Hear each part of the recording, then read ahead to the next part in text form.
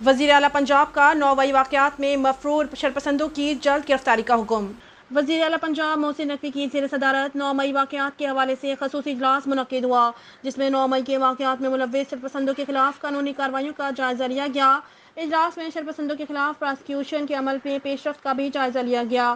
آئی جی Punjab doctor عثمان انور نے شرپسندوں کی گرفتاریوں، تفتیش اور مقدمات پر ہونے والی پیش رفت کے بارے میں وزیر اعلیٰ کو بریفنگ دی۔